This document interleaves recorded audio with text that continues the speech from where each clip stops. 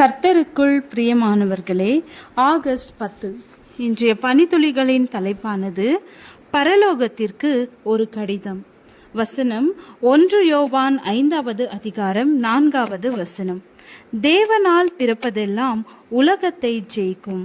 நம்முடைய விசுவாசமே உலகத்தை ஜெயிக்கிற ஜெயம். தேவனை நம்புகிறதும் அவருக்குள் நம்பிக்கையாய் இருப்பதுமே விசுவாசம். தேவனால் எல்லாம் கூடும் என நம்புகிறவனே கிறிஸ்தவன்.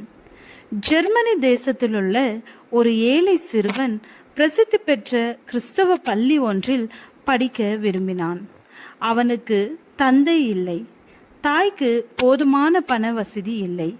ஆனால் இந்த சிறுவன் குழந்தைத்தனமான விசுவாசம் கொண்டவனாக கர்த்தர் எல்லா ஜெபத்திற்கும் பதில் அளிப்பார் என்ற நம்பிக்கையுடன் இயேசு கிறிஸ்து பரலோகம் என்ற விலாசத்துடன் ஒரு கடிதம் எழுதினான். அதில், அன்புள்ள இயேசுவே, நானும் என் அம்மாவும் ஏழைகள். எங்களிடத்தில் போதுமான வசதி இல்லை. நானும் பள்ளியில் படிக்க விரும்புகிறேன். தயவு செய்து எனக்கு உதவி செய்யுங்கள். ஏனெனில் என் நாமத்தில் எதை கேட்டாலும் அதை நான் தருவேன் என நீங்கள் தானே சொல்லி இருக்கிறீர்கள். நன்றி தேவனே என்று கடிதம் எழுதி அதை தபால் பெட்டியில் போட்டுவிட்டான். மறுநாள் தபால் பெட்டியை திறந்த தபால்காரர் இந்த வினோதமான விலாசத்தை பார்த்து அந்த கடிதத்தை பிரித்தார். படிக்கும்போது அவரது உள்ளம் கரைந்தது. தொடப்பட்டார். உடனே தாமதம் செய்யாமல் குறிப்பிட்ட பள்ளிக்கு அக்கடிதத்தை அனுப்பினார்.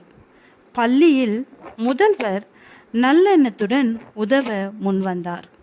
ஆனால் அந்த ஊரில் உள்ள பெரிய பணக்காரரான புரோனல் என்பவர் இந்த செய்தியை அறிந்து அந்த சிறுவனின் எல்லா செலவுகளையும் ஏற்றுக்கொண்டு அவனை அந்த பள்ளியில் சேர்க்க ஏற்பாடு செய்தார். விசுவாசத்தோடு கூடிய ஜெபத்தை கர்த்தர் இப்பொழுதும் கேட்டு நமக்கு வேண்டியதை கொடுக்கிறார்.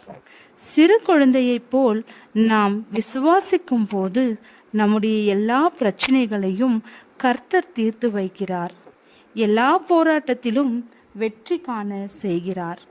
விசுவாசம் எனும் கேடகத்தை நாம் பிடித்து கொண்டிருக்கும் போது எதிரே எய்யும் எந்த அம்பும் நம்மை தாக்குவதில்லை. ஏனெனில் நம்முடைய விசுவாசமே இந்த உலகத்தை ஜெயிக்கிற ஜெயம். விசுவாசமானது நம்பப்படுகிறவைகளின் உறுதியும் காணப்படாதவைகளின் நிச்சயமுமாயிருக்கிறது. அதனாலே முன்னோர்கள் நற்சாட்சி பெற்றார்கள். விசுவாசத்தினாலே உலகங்கள் தேவனுடைய வார்த்தையினாலே உண்டாக்கப்பட்டது என்றும், இவ்விதமாய் காணப்படுகிறவைகள் தோன்றப்படுகிறவைகளால் உண்டாகவில்லை என்றும் அறிந்திருக்கிறோம். எபிரேயர் 11வது அதிகாரம் வசனம் 1-3 வரை. பிரியமானவர்களே, கிறிஸ்தவ வாழ்க்கையில் விசுவாசம் மிகவும் முக்கியம். என் வாழ்வில் எப்பக்கத்தில் நெருக்கப்பட்டாலும் அவர் என்னை நடத்துவார் என்று நம்ப வேண்டும். நம்பிக்கையே வாழ்க்கை. ஜெபம். விசுவாசத்தை துவக்கிறவரும் முடிக்கிறவரும் நீரே. எங்கள் அவிசுவாசத்தை நீக்கி விசுவாசத்தை தாரும். ஆமென்.